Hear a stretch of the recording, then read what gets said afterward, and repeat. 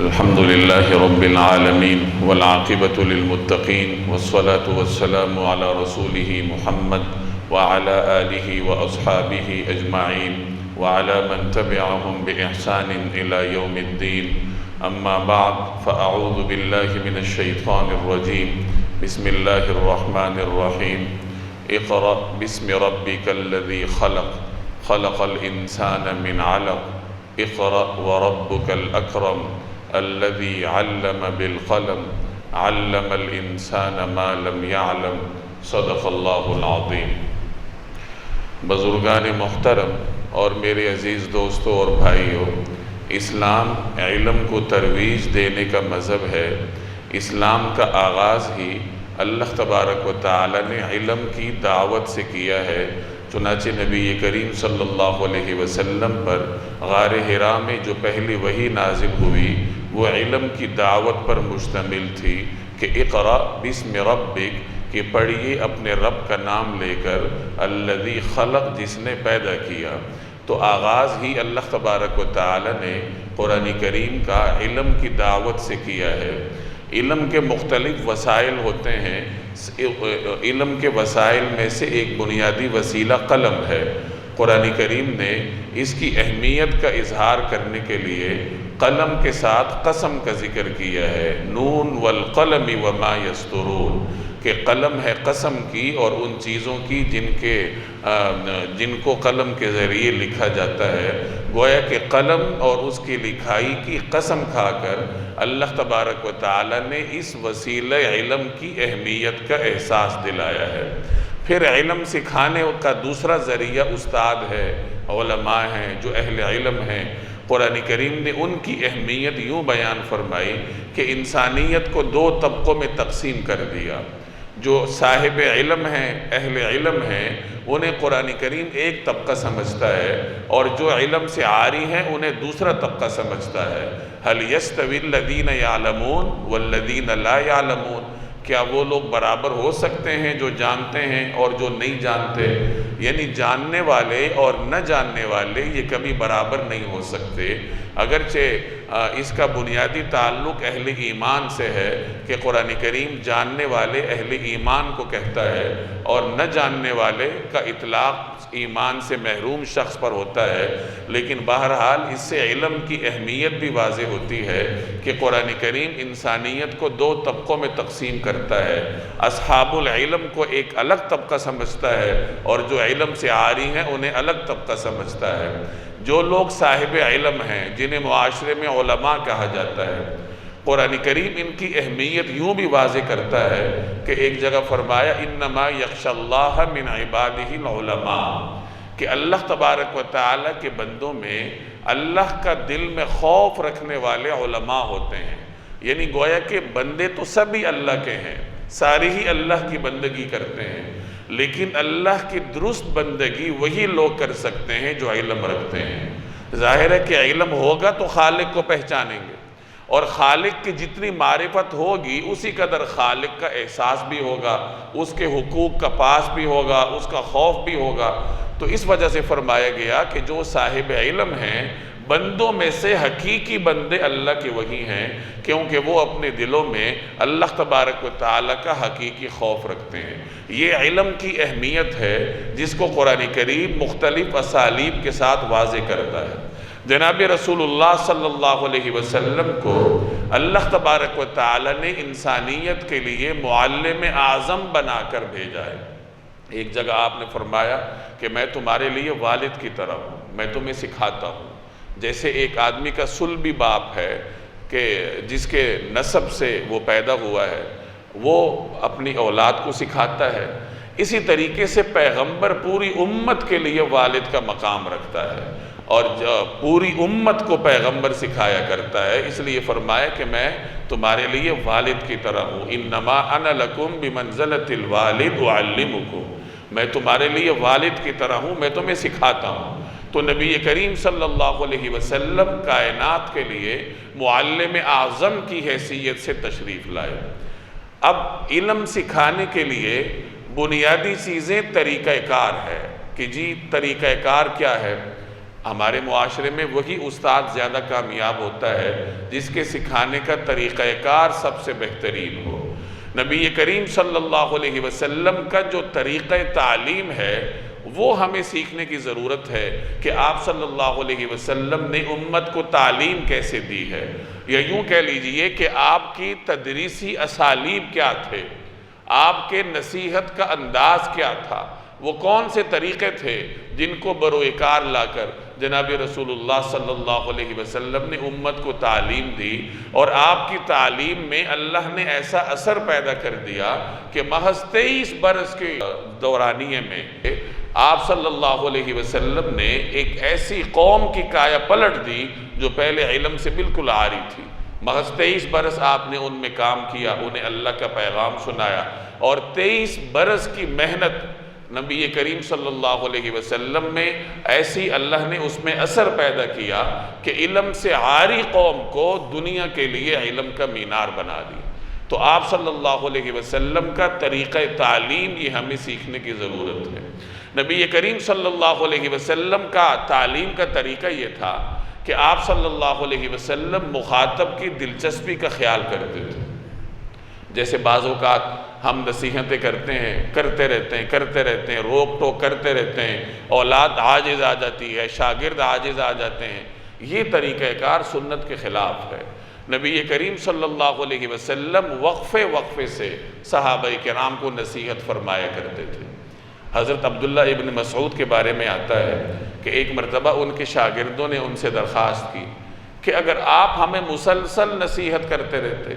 شاگردوں کے اندر طلب تھی، انہوں نے اپنی طلب کا اظہار کیا کہ آپ نصیحت وقفے سے کرتے ہیں، آپ ہمیں مسلسل نصیحت فرمایا کریں، مسلسل ہمیں تعلیم دیا کریں۔ تو حضرت ابن مسعود نے فرمایا کہ نہیں، نصیحت اور تعلیم وقفوں سے کی جاتی ہے، اور پھر فرمایا کہ یہی جناب رسول اللہ صلی اللہ علیہ وسلم کا طریقہ کار تھا۔ دوسرا بنیادی نقطہ آپ کے اسلوب تدریس کا یہ تھا کہ نبی کریم صلی اللہ علیہ وسلم تمثیلات کے ساتھ سمجھاتے تھے۔ ہمارا بنیادی مسئلہ یہ ہے کہ ہم صرف حکم چلانا جانتے ہیں، اولاد کو ہم کہتے ہیں یہ کرو وہ نہ کرو، سچ بولو جھوٹ نہ بولو، یہ کام کرو، صفائی کا خیال کرو، نماز پڑھو، یعنی ہم صرف حکم چلانا جانتے ہیں، کسی کام سے زبانی طور پر روکنا جانتے ہیں یا زبانی طور پر کسی کام کی ترغیب جانتے ہیں، بس زبانی نصیحت کرتے رہتے ہیں۔ اس کا نتیجہ یہ ہے کہ نصیحت کے اندر اثر نہیں ہے، والدین اپنی اولاد پر اثر انداز نہیں ہے، استاد اپنے شاگردوں پر اثر انداز نہیں ہے، اور اس کا نتیجہ یہ ہے کہ معاشرہ نصیحت قبول کرنے کے لیے تیار نہیں۔ اس کی بنیادی وجہ یہ ہے کہ ہم نے رسول اللہ صلی اللہ علیہ وسلم کے انداز تدریس کو سمجھا نہیں۔ نبی کریم صلی اللہ علیہ وسلم تمثیلات کے ساتھ صحابہ کرام کو سمجھاتے تھے۔ یہی قرآن کریم کا بھی اسلوب ہے۔ قرآن کریم جب کوئی بات سمجھاتا ہے تو مختلف مقامات پر تمثیلات ذکر کرتا ہے۔ نبی کریم صلی اللہ علیہ وسلم بھی تمثیل ذکر فرماتے تھے۔ مثلا آپ صلی اللہ علیہ وسلم نے یہ بات سمجھانی تھی کہ جب انسان نماز پڑھتا ہے تو اس کے گناہ دھل جاتے ہیں۔ اب اس کو سمجھانے کے لیے آپ نے اسلوب ایسا اختیار فرمایا کہ صحابہ کرام سے آپ نے پوچھا کہ اگر تم میں سے کسی شخص کے دروازے پر نہر جاری ہو اور وہ اس نہر میں 5 وقت نہاتا رہے، دن میں 5 وقت اس نہر میں نہائے، تو کیا اس کے جسم پر کوئی میل رہ جائے گی؟ تو صحابہ کرام نے عرض کیا کہ نہیں رہے گی۔ ایک آدمی 5 دفعہ نہر میں نہاتا ہے دن میں، اس کے جسم پر میل کہاں رہے گی؟ اب آپ نے فرمایا کہ جو آدمی دن میں 5 دفعہ نماز پڑھتا ہے وہ گناہوں سے ایسی ہی پاک ہوتا ہے جیسے دن میں 5 مرتبہ نہر میں نہانے والا میل سے پاک ہوتا ہے۔ اب اس طرح تمثیل کے ساتھ جب بات سمجھائی جاتی ہے تو مخاطب کا ذہن اس کو قبول بھی کرتا ہے، اور مخاطب کے ذہن میں تا دیر وہ نصیحت باقی بھی رہتی ہے۔ ایک مرتبہ ایک شخص حاضر ہوا اور اس نے نبی کریم صلی اللہ علیہ وسلم کے سامنے آ کر اپنی ایک پریشانی کا اظہار کیا، اور پریشانی بھی بڑی بنیادی نوعیت کی تھی۔ اسے اپنے ایک بیٹے پر شک تھا کہ یہ میری اولاد نہیں ہے، کہیں میری بیوی سے غلط کام نہ ہوا ہو، اور وجہ یہ تھی کہ یہ شخص اور اس کا پورا خاندان، ان کا رنگ سفید تھا۔ اس کی اولاد کا بھی یہی رنگ تھا، لیکن بیچ میں ایک بچہ ایسا تھا جس کا رنگ سیاہ تھا۔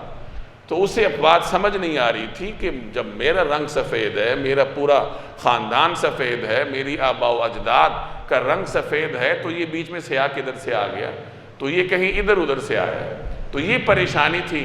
اسی پریشانی کے ساتھ نبی کریم صلی اللہ علیہ وسلم کی خدمت میں حاضر ہوا اور اپنی پریشانی کا اظہار کیا۔ اب ہمارے پاس اگر کوئی اس طرح کا مسئلہ لے کر آئے، ہم اس کو ڈانٹ ڈپٹ کر بھگا دیں گے کہ تمہیں شرم نہیں آتی، یہ تم کیا کرتے ہو؟ نبی کریم صلی اللہ علیہ وسلم نے اس کو ایک تمثیل کے ساتھ سمجھایا۔ آپ نے اس کا مسئلہ سنا اور پھر مسئلے کا جواب دینے کی بجائے آپ نے اس سے ایک سوال کیا۔ آپ نے اس سے پوچھا کہ تم اونٹوں کو دیکھتے ہو؟ اونٹ رکھے ہوئے ہیں تم نے، یعنی کبھی اونٹوں کو دیکھا ہے؟ اس کا رنگ کیا ہوتا ہے؟ اس نے کہا جی بھورا ہوتا ہے۔ تو آپ نے فرمایا کہ اس کے جو بچے ہوتے ہیں کیا وہ سارے اسی رنگ کے ہوتے ہیں؟ اس نے کہا نہیں، ان میں سے کوئی سیاہی مائل ہوتا ہے، کوئی سفید ہو جاتا ہے۔ تو آپ نے فرمایا کہ پھر رنگ بدلنے کی وجہ کیا ہے؟ تو اس نے کہا جی وہ کسی خاص رگ کی طرف اس کا میلان ہو گیا ہوگا، یعنی اس کا جو اونٹ کا جو والد ہے وہ اگرچہ بھورا ہے، اس کی اولاد بھوری ہونی چاہیے، لیکن ممکن ہے کہ اس اونٹ کے خاندان میں کوئی کالا ہو، کوئی سفید ہو، اور اس کے بچے کا رجحان اپنے باپ کی طرف جانے کی بجائے اپنے خاندان کے اس فرد کی طرف چلا گیا ہو جس کا رنگ اس کے ساتھ ملتا ہے۔ یعنی اس نے کہا جی کسی رگ کا میلان ادھر ہو گیا ہوگا۔ تو آپ نے فرمایا کہ ممکن ہے کہ تمہارے بچے کے بھی رگ کا میلان کسی دوسری طرف ہو گیا ہو، یعنی اگرچہ تم سفید ہو، تمہارے آباء و اجداد سفید ہیں، لیکن تمہارے خاندان میں ممکن ہے کہ کوئی سیاہی مائل شخص گزرا ہو اور تمہارا یہ بچہ اسی پر گیا ہو۔ تو آپ نے یہ بات اس کو اونٹوں کی مثال دے کر سمجھائی۔ اونٹ وہ اپنے معاشرے میں دیکھتا تھا، عرب بدوی لوگ تھے، اونٹوں میں گزر بسر کرتے تھے، ہر وقت اونٹوں کے سامنے رہتے تھے۔ تو اس طریقے سے تمثیل کے ساتھ نبی کریم صلی اللہ علیہ وسلم نے اس کو بات سمجھائی تو وہ سمجھ گیا۔ تو اس سے ہمیں دوسرا یہ نقطہ معلوم ہوا کہ جب نصیحت کرنی ہو تو ہر وقت زبانی اسلوب اختیار کرنے کی بجائے یا تحکمانہ اسلوب اختیار کرنے کی بجائے کبھی تمثیل دینی چاہیے، کبھی کوئی مثال دینی چاہیے، مثال کے ساتھ مخاطب کو سمجھانے کا اہتمام کرنا چاہیے۔ آپ صلی اللہ علیہ وسلم کے طریقہ تدریس کا ایک اہم پہلو عملی پہلو تھا۔ نبی کریم صلی اللہ علیہ وسلم جو نصیحت فرماتے تھے وہ نصیحت بدرجہ اتم آپ کے اسوہ میں موجود ہوتی تھی، آپ کے عمل میں موجود ہوتی تھی۔ غزوہ خندق کے موقع پہ صحابہ کرام کو بھوک کی شکایت تھی۔ عربوں میں یہ رواج تھا کہ بھوک پر قابو پانے کے لیے، شدید درجے کی بھوک پر قابو پانے کے لیے پیٹ پر پتھر باندھتے تھے۔ تو صحابہ کرام غزوہ خندق میں بڑے سخت مراحل سے گزر رہے تھے، بھوک پیاس کو برداشت کر رہے تھے، بھوک کی وجہ سے پیٹ پر پتھر باندھے ہوئے تھے۔ اب اپنے بھوک کی شکایت لے کر نبی کریم صلی اللہ علیہ وسلم کی خدمت میں حاضر ہوئے۔ تو اگر یہی معاملہ ہمارے ساتھ درپیش ہو، جیسے آج کل کوئی قائد ہے، لیڈر ہے، اس کے پاس کارکن آتا ہے کہ جی ہمیں یہ تکلیف ہے، ہمیں یہ پریشانی ہے، تو وہ اس کو صبر کی تلقین کرے گا۔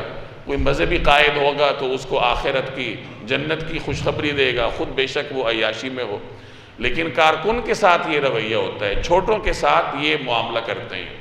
نبی کریم صلی اللہ علیہ وسلم کے پاس جب صحابہ شکایت لے کر آئے کہ جی بھوک کی وجہ سے ہم نے پیٹ پر پتھر باندھے ہیں، تو آپ صلی اللہ علیہ وسلم نے ان کو زبانی سمجھانے کی بجائے اپنے بطن مبارک پر سے کپڑا ہٹا کر ان کو دکھایا، اور صحابہ نے یہ دیکھا کہ ہمارے پیٹ پر تو ایک پتھر بندھا ہے اور نبی کریم صلی اللہ علیہ وسلم کے بطن مبارک پر 2 پتھر بندھے ہوئے ہیں۔ تو اس طریقے سے عملی پہلو تھا جناب رسول اللہ صلی اللہ علیہ وسلم کی نصیحت میں، کہ جو بھی نصیحت فرماتے تھے صحابہ کرام کے ساتھ اس کام میں برابر کے شریک بھی ہوتے تھے۔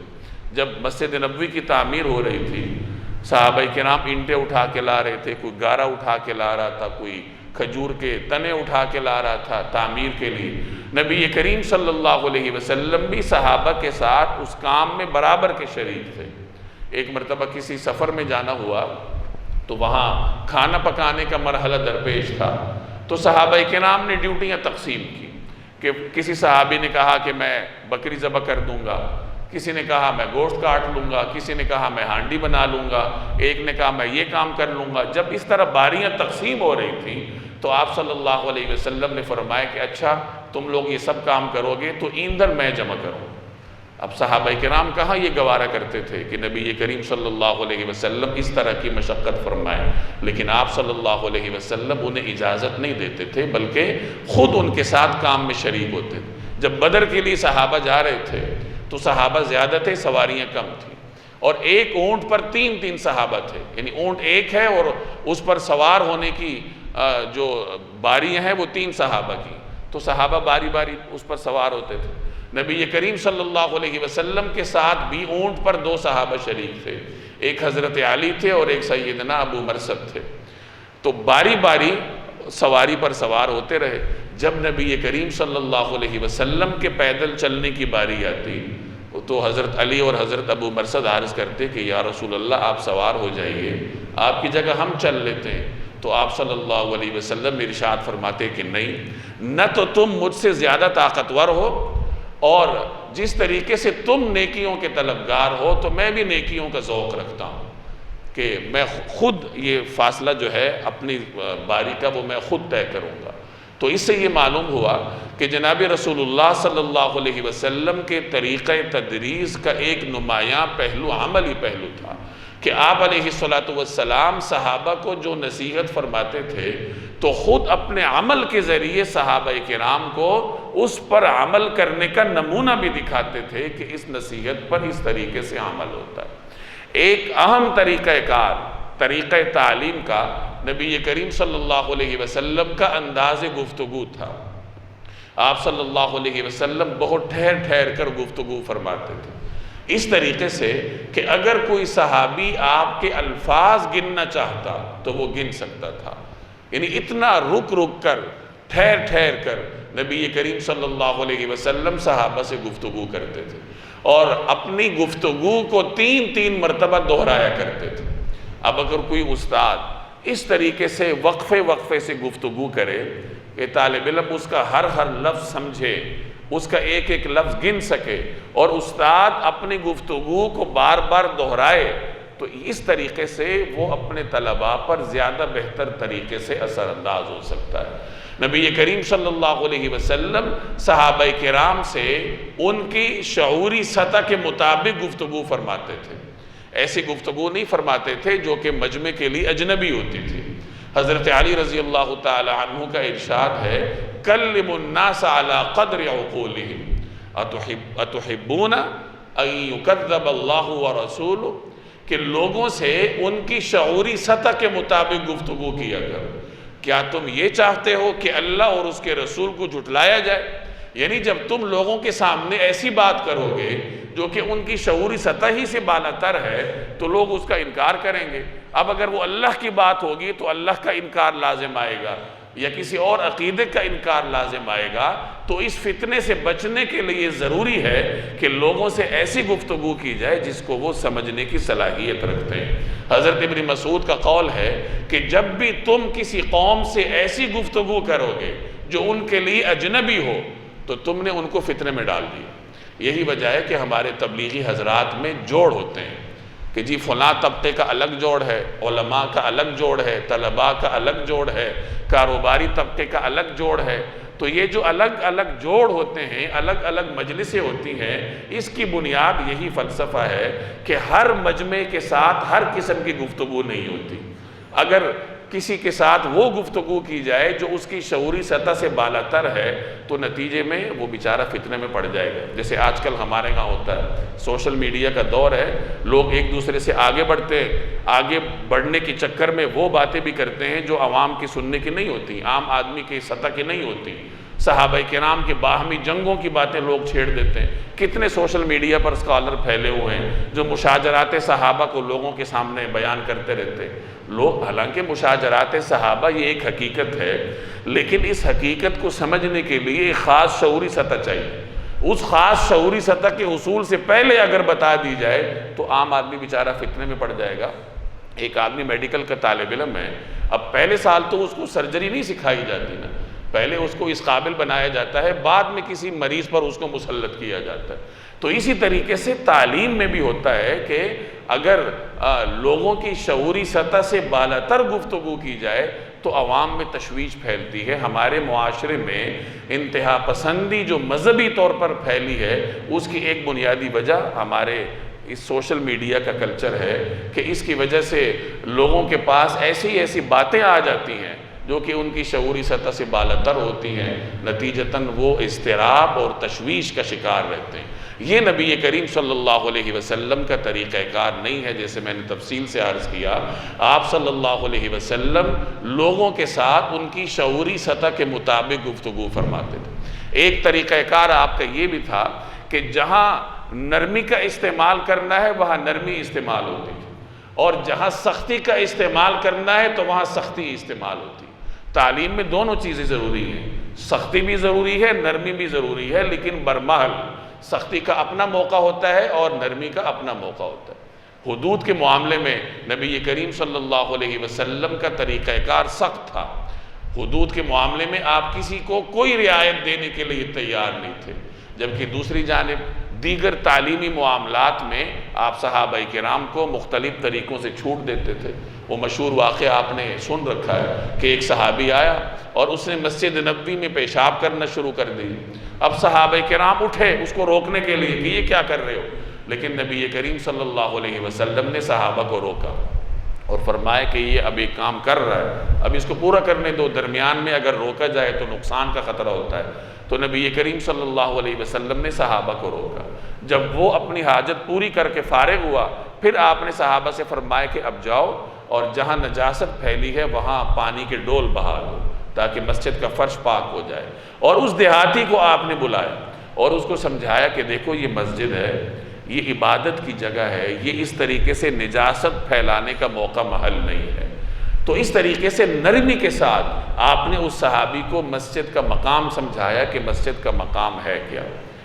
ایک مرتبہ ایک شخص نے صحابہ کی ایک جماعت کو نماز پڑھائی، نماز پڑھاتے پڑھاتے اس نے قبلے کی جانب تھوک دیا، تو نبی کریم صلی اللہ علیہ وسلم کو سخت ناگوار گزرا، اور آپ نے اس کے پیچھے نماز پڑھنے والوں سے فرمایا کہ آئندہ اس کو امام نہیں بنانا۔ جب آئندہ وہ اپنی قوم کا امام بننے لگا تو لوگوں نے کہا کہ حضور صلی اللہ علیہ وسلم نے ہمیں روکا ہے، تم ہمیں نماز نہیں پڑھا سکتے۔ وہ حاضر ہوا کہ یا رسول اللہ آپ نے میرے بارے میں یہ فیصلہ صادر فرمایا، تو آپ نے فرمایا ہاں تم نے اللہ اور اس کے رسول کو اذیت دی ہے۔ اب یہاں دونوں واقعات پر غور کریں کہ ایک جانب ایک صحابی مسجد میں لا علمی کی وجہ سے پیشاب کر رہا ہے، نبی کریم صلی اللہ علیہ وسلم اس کو روک نہیں رہے، اور جب وہ اپنے تقاضے سے فارغ ہوتا ہے تو آپ اس کو بلا کے سمجھا رہے ہیں، اور دوسری طرف ایک صحابی کو محض تھوکنے کی وجہ سے آپ صلی اللہ علیہ وسلم نے سزا دی کہ اس کو امامت کے لیے نااہل قرار دیا۔ وجہ کیا تھی؟ دونوں کی شعوری سطح میں فرق تھا۔ جو پہلا صحابی ہے وہ دیہاتی ہے، اس کو مسجد کا احترام کا علم نہیں تھا، تو آپ صلی اللہ علیہ وسلم نے اس کے ساتھ نرمی کا طریقہ اپنایا، اور جو دوسرا صحابی ہے وہ اپنی قوم کو نماز پڑھا رہا ہے، وہ امام ہے، اسے مسجد کے احترام کا معلوم علم تھا، وہ مسجد کا مقام جانتا تھا، نماز کا احترام جانتا تھا، اس کے باوجود اس نے جب قبلے کی جانب تھوکا تو نبی کریم صلی اللہ علیہ وسلم نے اس کے ساتھ نرمی نہیں فرمائی بلکہ سختی فرمائی، اور اس کے خلاف کارروائی فرمائی کہ اس کے قوم کو منع کیا کہ اس کے پیچھے نماز نہیں پڑھنی، یہ اس قابل نہیں ہے۔ تو اس سے یہ معلوم ہوا کہ تدریس میں دونوں چیزیں چلتی ہیں، سختی بھی اور نرمی بھی، لیکن دونوں کا طریقہ کار مختلف ہوتا ہے، دونوں کا محل مختلف ہوتا ہے۔ جہاں سختی کا استعمال کرنا ہو تو وہاں سختی استعمال کرنی چاہیے، اور جہاں نرمی استعمال کرنی ہو تو وہاں نرمی کرنی چاہیے۔ آپ صلی اللہ علیہ وسلم کے پاس جو کوئی آتا تو آپ اس کے ساتھ اسی کی زبان میں گفتگو فرماتے تھے۔ ایک مرتبہ قبیلہ اشعر کا ایک وفد حاضر ہوا، اور ان کی لغت عربوں سے تھوڑی سی مختلف تھی۔ عرب جہاں الف لام استعمال کرتے ہیں یہ وہاں پر فا میم استعمال کرتے ہیں۔ وہاں نبی کریم صلی اللہ علیہ وسلم نے ان مہمانوں کی اپنی لغت کے مطابق فا میم استعمال کر کے ان کے ساتھ گفتگو فرمائی۔ تو اس سے استاد کے لیے ایک ادب نکلتا ہے کہ اگر وہ کہیں کسی خاص علاقے میں پڑھانے پر مامور ہے تو اسے چاہیے کہ اس علاقے کی زبان، اس کے طریقہ کار پر عبور حاصل کرنے کی کوشش کرے تاکہ اس کے طریقہ تدریس میں زیادہ تاثیر پیدا ہو۔ تو تو ان تمام گزارشات کا خلاصہ یہ ہے کہ ہمارے ہاں جو نصیحت کا اسلوب ہے اسے تبدیل کرنے کی ضرورت ہے، چاہے والد ہو، بڑا بھائی ہو، استاذ ہو یا کوئی بھی ہو۔ ہمارے ہاں صرف زبان سے حکم چلانا یا منع کرنا اس کا رواج ہے، اور اس کا نتیجہ یہ ہے کہ لوگ ماننے کو تیار نہیں ہیں۔ تو جب ان تمام اسالیب کا استعمال ہوگا کہ آپ اپنی اولاد کے لیے سب سے پہلے تو خود عمل کا نمونہ بنیں، یعنی آپ ان کو ایک کام کی تلقین کر رہے ہیں اور خود وہی کام کر رہے ہیں، تو اس طریقے سے نصیحت کارگر نہیں ہوتی۔ اولاد کو موبائل سے روکنا ہے تو خود پہلے روکنا پڑے گا، اولاد کو کسی اور کام سے روکنا ہے تو پہلے خود پرہیز کرنا پڑے گا۔ تو ایک تو اپنے اندر عملی پہلو پر توجہ دی جائے تاکہ نصیحت کارگر ہو۔ دوسرے نمبر پر تمثیلات کا سہارا لیا جائے، تاریخ کا سہارا لیا جائے۔ گزشتہ اقوام کے واقعات قرآن کریم ہمیں سناتا ہے، خود نبی کریم صلی اللہ علیہ وسلم کی روایات میں موجود ہیں۔ تو جب نصیحت کرنی ہو تو اپنی نصیحت کے مطابق تاریخ سے کوئی واقعہ تلاش کر لیا جائے، اس کی روشنی میں پھر اپنی اولاد کو، اپنے شاگردوں کو سمجھایا جائے۔ تو جب نبی کریم صلی اللہ علیہ وسلم کے ان اسالیب کا طریقہ تدریس میں استعمال ہوگا تو نصیحت بھی کارگر ہوگی، شاگردوں پر بھی اثر ہوگا، اور اولاد میں بھی ادب اور احترام پیدا ہونا شروع ہو جائے گا۔ اللہ تبارک و تعالی عمل کی توفیق دے۔ وما علینا الا البلاغ۔